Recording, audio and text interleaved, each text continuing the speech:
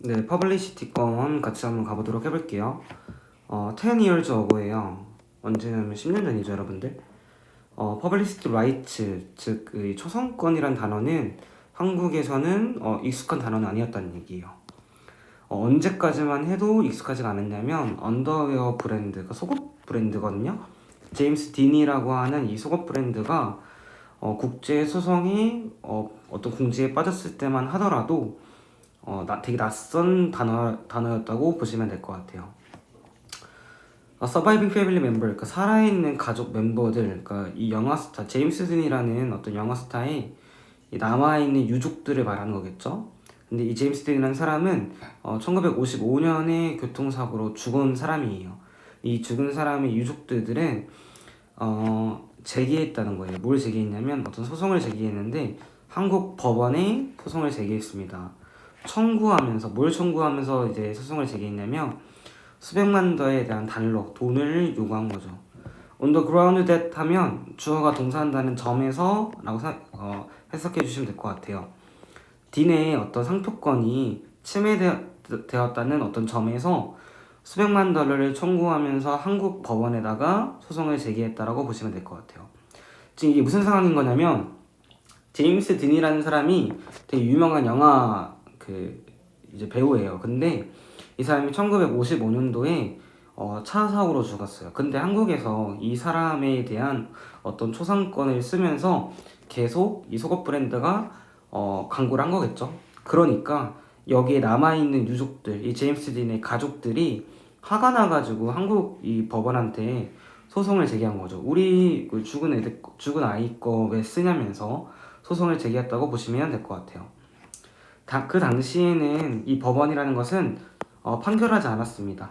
In favor of 하면 뭐뭐의 이익이 되도록인데 원고, 즉 한마디로 이 제임스 딘의 유족의 편에서 판결을 하지 않았다는 거예요. 그러나 이 엔터테인먼트 사업이 성장을 하고 더 많은 어떤 비슷한 소송들이 이제 나오기 시작한 거죠. 설페이스 하면 이제 마주치다, 나오다라고 생각하시면 될 것 같아요. 그러니까 이 법원이라는 것은 이 방향성을 이제 바꿨다라고 보시는 게 맞아요. 방향성 바꿨다는 게 뭘까요? 앞에 위의 문장에서는 편을 들어주지 않았었죠. 근데 이제 편을 들어준 거죠. 그리고 어떤 선례들을 만들었습니다. 이런 어떤 초상권 권리들을 인식하는 어떤 판결을 했다라고 보시면 될 것 같아요. 이 권리에 대한 어떤 문제는 어떤 개인의 이미지에 대한 권리에 대한 문제는 이 분쟁이 핵심이었다라고 이제 그 다음 얘기가 나오고 있어요. 무슨 말이냐면 개인 이미지 관련해가지고 오른쪽 해석지 보면 개인의 이미지에 대한 권리가 분쟁의 중심에 있었다라고 보시면 될 것 같아요. 어떤 어떤 갈등에 대한 역사가 있어요. 개인의 권리를 넘은 어떤 불협에 대한 역사가 있는데 그게 뭐냐면 어떤 유사성, 닮은 점을 보호하기 위한 권리가 있다는 거예요. 근데 이 유사성이란 걸 봐보니까 어떤 발전하는 과정 중에서 이 사진사, 그러니까 사진기의 발명 이래로 발전하는 과정에 있어서 이 유사점, 어떤 그들의 정체성, 그러니까 그들의 권한을 보호하기 위한 개인의 이런 어떤 권리를 넘은 불협화음이 있다는 얘기죠. 사실 좀 오른쪽에 의역 해석지 되어 있는데 같이 한번 봐보면서 가볼게요. 여기서는 사진만 나는데 사진 영상의 탄생 이후에 자신의 동일성을 보호하려는 개인의 권리와 같은 갈등을 유발해왔다. 그러니까 무슨 말이냐면 이 개인 이미지가 개인의 권리를 보호하기 위해서 계속 사진이 있으면 여러분들 찍힐 거잖아요. 그러면 그게 초상권이잖아요. 그러면 그것도 개인의 권리잖아요. 그 사람에 대한.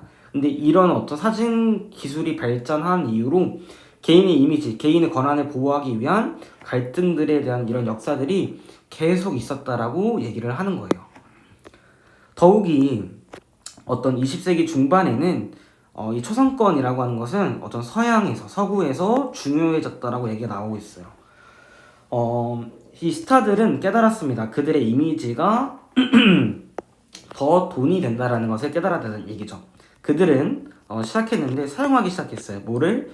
이 초상권을 보호하기 위한 건데 그들의 명성에 대한 가치를 보호하는 어떤 이 초상권을 사용하기 시작했다는 얘기죠.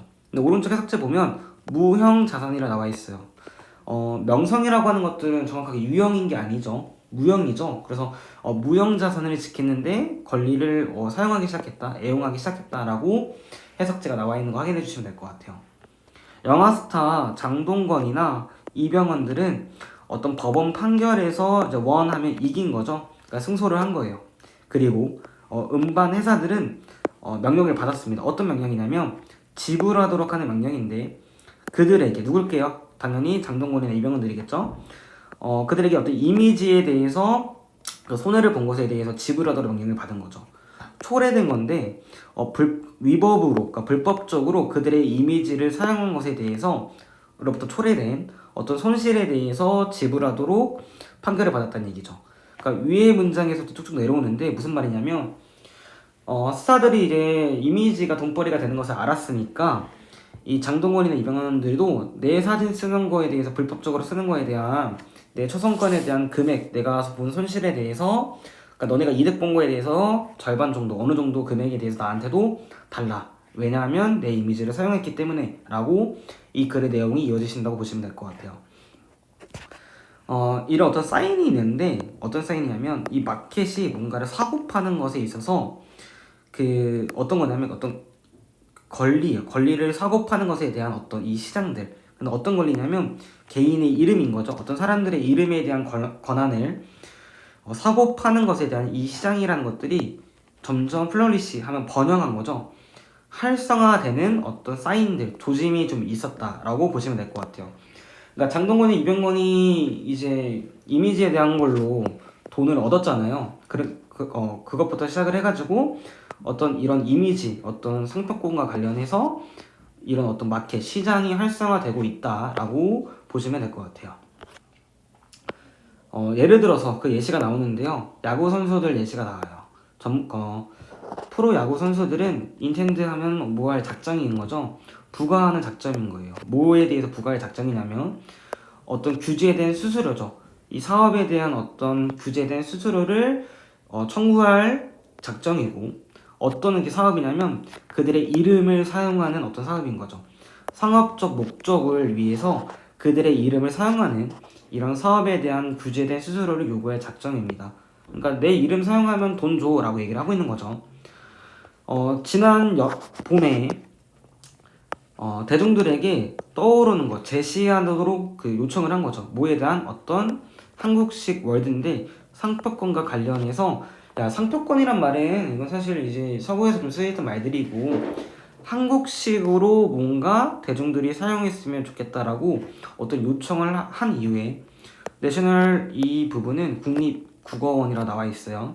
이 국립국어원이란 것들이 어떤 단어를 선택했는데 그 단어가 뭐냐면 초상 사용권이라고 보시면 될 것 같아요. 그러니까 publicity rights라는 단어는 미국이죠. 미국식 이름이고 우리나라로는 그 초상 사용권이라는 단어가 본격적으로 나왔다는 얘기예요. 그리고 대중들에게 이 단어를 사용하도록 호소했다고 보시면 될 것 같아요. 그래서 이것에 대한 결론이 뭐냐면 증명했는데 얼마나 심오하게 이 초상권이라는 것들이 우리 삶의 일부가 되었는지를 보여주는 어떤 설명해주는 어떤 예시가 되었다라고 글을 끝내시면 될 것 같아요. 그래서 이 글의 주제는 그 초상권의 사용에 대한 어떤 어원이나 혹시 역사라고 글을 읽으시면 될 것 같습니다. 여기까지 하도록 하겠습니다.